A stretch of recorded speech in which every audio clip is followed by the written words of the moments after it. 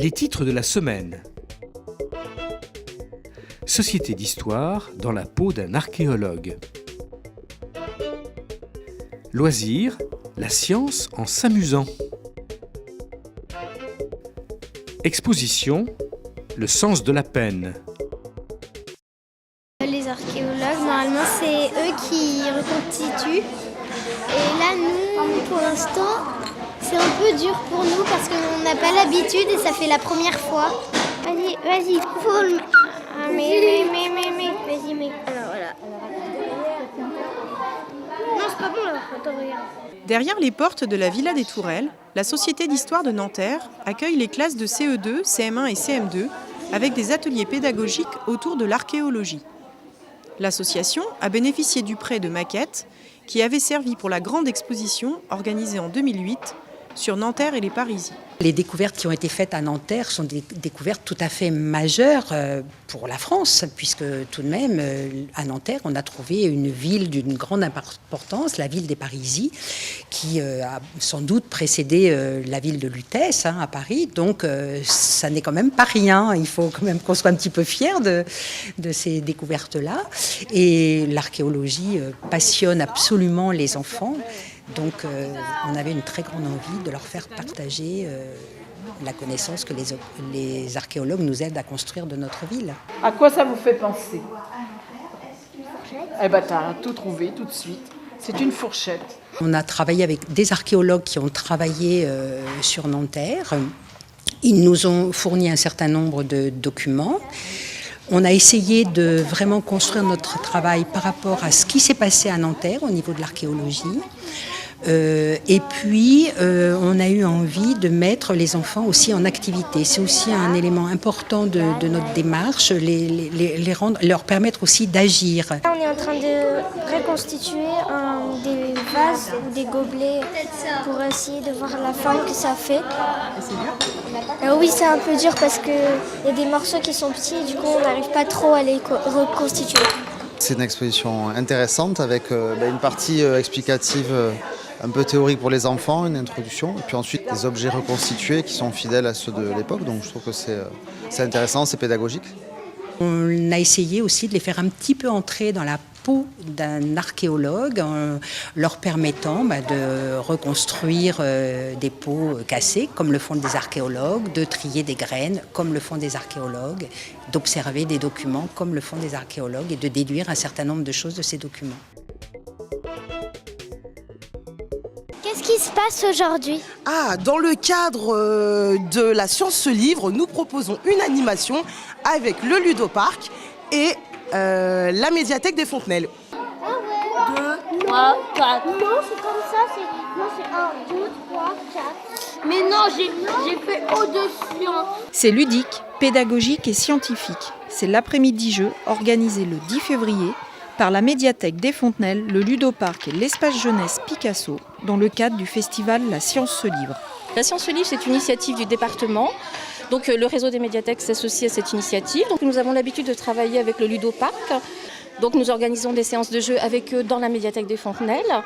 Et là, comme on voulait faire quand même vraiment une après-midi jeu entièrement consacré aux jeux sur la science, il nous fallait quand même un peu plus d'espace que la médiathèque et on trouvait que c'était agréable de toute façon de le faire avec des partenaires du quartier.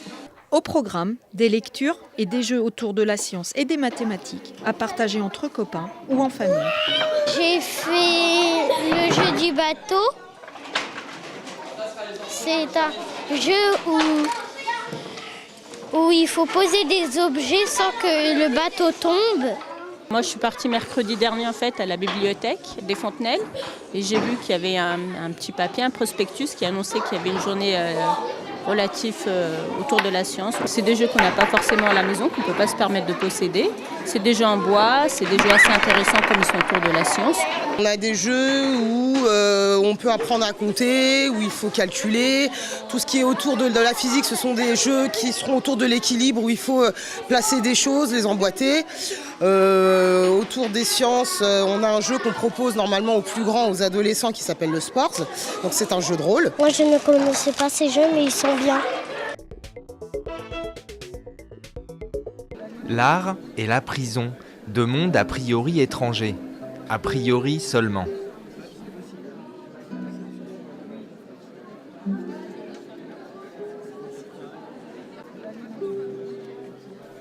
La terrasse, l'espace d'art de Nanterre présente le sens de la peine.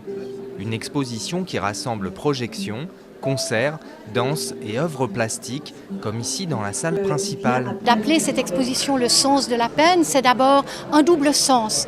Parce que le sens, c'est la signification, mais c'est aussi la direction. Et puis la peine, c'est la sentence et c'est la souffrance.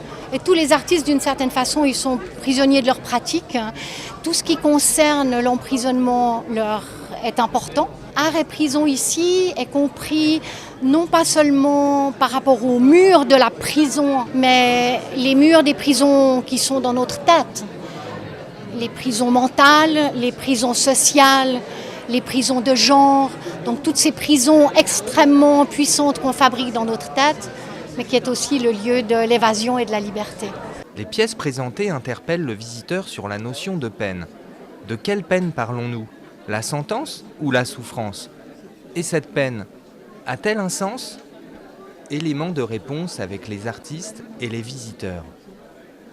Donc en fait c'est un projet qui s'est construit pas forcément sur la prison, sur le rapport carcéral, mais plutôt pour voir comment nous dans notre corps on peut se sentir emprisonné, pris dans une enveloppe pierre. Donc c'est un buste qui représente cette sédimentation à travers laquelle on est venu placer ces entonnoirs qui rappellent aussi la torture dans l'histoire de la médecine. La thématique est très importante pour les Afro-Antillais, notamment les chaînons ainsi que les anneaux étalés, présentés sur le sol, et qui plus est avec une gigantesque tache de sang.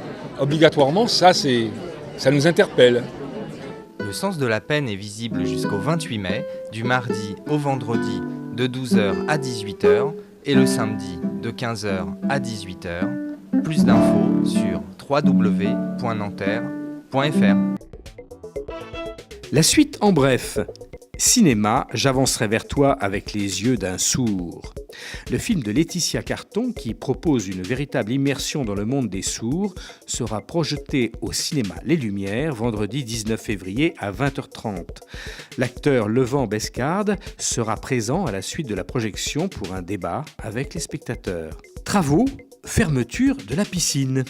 Du dimanche 21 février à 13h au dimanche 6 mars inclus, la piscine du Palais des Sports sera fermée au public pour cause de vidange et d'entretien des bassins.